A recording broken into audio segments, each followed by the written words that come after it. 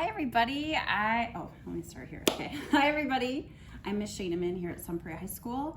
I just wanted to go over functions of ingredients today for you. You maybe took a pre-test already or you're about to take a little quiz on the functions of ingredients, so I'm going to go over those with you. I'm going to start with eggs. Eggs are going to bind ingredients together and provide some moisture. Okay, so whenever you have an egg, you can imagine an egg, it makes things a little more sticky. It clumps your flour together. For example, if you're mixing up some pancakes, you're gonna notice the eggs really bring stuff together. Flour is what adds bulk and structure to your baked good, or if you want to add thickness to a sauce. So what I suggest, and we'll go over this probably in a measuring demo in a different video, but I always have a spoon and something to level with right in my flour. I have like a bin at home, or if you were here at school, I have also a flour bin. And the leveler on the back of this butter knife, that helps level out your flour. So the reason why I have a spoon is because you should never go in with your cup and smush the flour up against the side. Then you're gonna have, like if you made a banana bread and you were happened to, pack your flour by pushing up against the side like that, you're gonna end up with a brick of banana bread. It's gonna be so heavy and dense. So you really wanna make sure you fluff that flour and scoop it in with a separate scooper.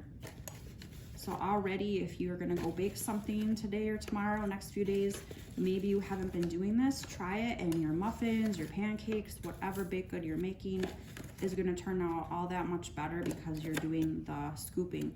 Now I'm going to level it with the back side of my butter knife.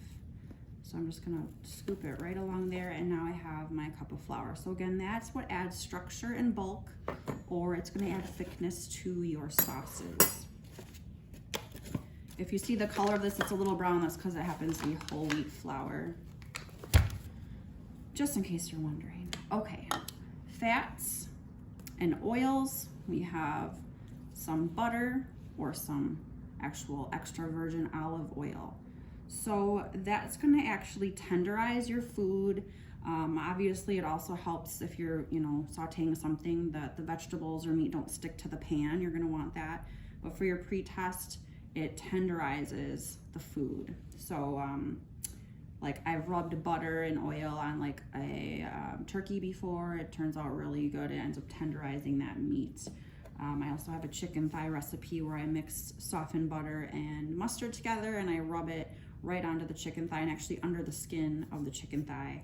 And that's a really great recipe as well.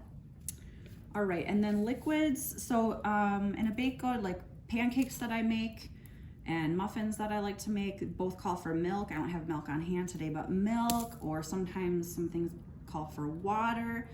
What that does in a baked good is it makes your, whether it's yeast, baking powder, or baking soda, those are leaveners, it's gonna make your leavener activate.